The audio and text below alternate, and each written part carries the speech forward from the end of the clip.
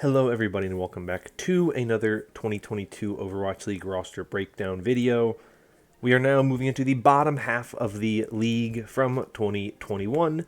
We begin with the number 11 overall seed from 2021, the Toronto Defiant. They finished the 2021 season with a 9-7 record, 0 differential. So pretty close to just an 800 team, not 800 team, 500 team. Pretty close to just an even record, but did manage to get a little bit above that. If we take a look at their roster, we can see some new faces mostly making up this roster, some veterans from other teams, as well as some rookie players. So here it is, pulled up right now. There is a look at their roster. For the DPS line, they have Hisu, Finale, and Although. In the support line, they have Twilight and Chorong, and then in the tank line, they have Hotba and Muse. This is an interesting roster, and so let's just jump in. Let's talk about my takeaways from this roster, my feelings on this roster, and what I think is good, bad, not so good, not so bad about this roster. So let's start with the DPS lineup. Of course, the star for this team and the star DPS player for this team is Hisu. Of course, started his Overwatch League career in 2020 with the Philadelphia Fusion before following KDG to the Toronto Defiant and spent 2021 there. It was a pretty up and down season for the Defiant, but Hisu was the most consistent piece, and he is the only piece returning from that 2021 roster. He and KDG, the head coach, and Hisu. So obviously this is a player that they feel comfortable that they can build around, and I think that is a pretty understandable feeling to have. Of course, Hisu is primarily a hit scan player, so he plays a lot of the Widow, the Cassidy, some Ashe. He's also a very good Sombra player, and he also has some Reaper and some Hanzo. I think he pulled out Tracer every so often. It was fine. It wasn't anything spectacular, but he is kind of the star DPS player for this team. And the two guys they have alongside him are Although and Finale, who have interesting roles, I think, for this team. Now, these are both flex DPS players, so Hisu is going to be the primary DPS player. He is very rarely going to be subbed out. It really comes down to Finale and Aldo's strengths as flex DPS players that will determine how often we see them play. Now, Although has Overwatch League experience, he played for the London Spitfire back in 2020. He was on that kind of all-Korean squad that they had, where it was, a full 12-man roster. They're kind of an A team and a B team. Although kind of started off on the bench on that team, but then by the end of the season was one of the starters. And he's been pretty good, all things considered, for the... he was pretty good for the London Spitfire and then went into contenders, and he's pretty good for O2 Blast. So I think him coming over is interesting, right? He's going to play some of the Tracer and the Mei, Echo and Genji. Same type of stuff we're going to see out of Finale as well, the Pharah, stuff like that. Finale's background is he comes from Uprising Academy. That's where he spent 2021. He spent some time with a couple of different teams back in 2020, Noble and 200 MS. So he's been around in the NA contender scene, despite being a Korean player. So he's been kind of in that Overwatch League system with his time on Uprising Academy. So he's an interesting player to me. None of these two players really stand out to me as kind of like a star DPS player. I thought that Toronto was going to go really hard and really go in and try to go for a big name free agent to go alongside Hisu. And maybe they tried and they just couldn't get somebody. But I think that this DPS line is fine, but it does not really feel that great when you consider some of the other DPS lineups that you see in the league, right? This one feels like it had the potential when you're building around Hisu, when you consider the kind of performance that he has had. I don't think Hisu has cemented himself yet as an elite carry level player. You know, he's not someone like Yaki yet, where you just know that Hisu will be able to carry your team to victory at all times. He's shown bits of that. He's shown flashes of that. He hasn't shown consistency in that type of role. He, to me, feels kind of like Flora in that sense, where we know Flora's really good. We know Hisu's really good. But they were kind of held back the past season, where we don't really know if they really are able to be that consistent level, kind of dominant level player. And so I'm curious to see if Finale and Although are good enough to kind of elevate Hisu a lot. I think Although is probably going to be the main guy at the start of the season, and then maybe Finale overtakes him. But I like that they went with 2 flex DPS players and not 2 hit scan DPS players. Hisu is so talented, and I think he needs to be your main guy. I think he needs to be the DPS player you focus on mostly. Last season they had Hisu, but they also had Logix, and then they had Aspire down the stretch. It just kind of, they had some players who played well, but I think you need to understand Hisu is kind of the person you're building around, and you want to have him in as much as you can, and you're going to sub out around him. You're going to play to his strengths. You're going to have other players kind of fill in for where he's not as strong. So I'm excited to see this lineup in play because I think it's one of the most question mark lineups. They could be good. I'm not quite sure how good they're going to be, so I need to see the DPS line in play. Because as we move on to the support line, we get to a place where I think this roster really does shine and looks like one of the possible best support lines in the Overwatch League. And we start with the flex support extraordinaire, Twilight. I think Twilight is incredible. I think he was arguably a better flex support player than Violet because of his flexibility. But I think Violet's kind of leadership role within the San Francisco Shock resulted in Twilight taking a kind of second fiddle role to him a lot of the season. But we know that Twilight can play Ana and can play Zen and can play Bap at a really high level. We've also seen him play Moira and Brig at a high level. So he can really play whatever you kind of need him to play in this meta. We know he's a pro. We know he's legit. He's done it all. He has been among the best of the best in the flex support role since he joined the league in 2019. I don't have any concerns about him. I don't think I need to explain much to you all about how good of a player he is. So I'm excited to see him really kind of flex his stuff as we go into this 2022 season. I think that Twilight, when that was the first signing they made alongside Hisu, this roster looked like it was going all out really, really big. I don't think it fully lived up to that. I think some of the signings were a little bit weaker when you look at players like Finale and Although, who I don't think are bad, but not those kind of star-level players. But if you're building around Hisu and you're bringing in Twilight, you know this roster has a lot of potential. And you know this roster has a lot of potential when you bring in Chorong for this roster. This is a player who, of course, is going to be going into his rookie season here in the Overwatch League, but he has spent the past about 2 years playing for Talon Esports, which has been a very good, consistent team in Korean contenders since Chorong joined. 2 second-place finishes in Korean contenders behind O2 Blast, who are currently the best contenders team in the world. So Chorong is a very good player. He was one of the kind of highly valued main supports going into this season, especially coming out of Korea. He is that level of player where he is an elite level player who a lot of people have been excited about going into 2022.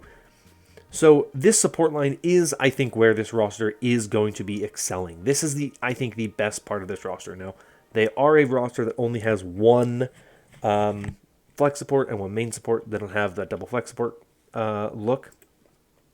So if the meta does end up being stuff like Ana Brig or Zen Brig, something like that, I'm sure we'll see Chorong on the Brig and Twilight on the Ana or the Zen. That's the most logical thing to expect if that is the lineup that we get. But I really like this support line. I think it is the strongest part of this roster. I think that we have arguably a top-level support line. Now, it's hard to say for sure because we haven't seen Zhurong play yet in the Overwatch League. It's really hard to judge a rookie and say that a rookie is going to be a part of the best support line when we have yet to see it in action. A lot of support lines, though, going into 2022 have seen really major shakeups, except for, of course, the Shanghai Dragons, who did add Bebe since my last video on them, but they still have a lot of the same lineup there. Sorry about that, by the way. My throat kind of funky. Anyway, this is a really good-looking support lineup, and I think it's going to be one of the most interesting ones to look at going forward. I think they're going to have to carry a lot of weight for this team because I think that that is one of the places this team excels. And as much as I do have faith in Finale, and although I don't expect them to be the kind of carry level players that they would like to have. Finally, for this Defiant roster, we have the tanks.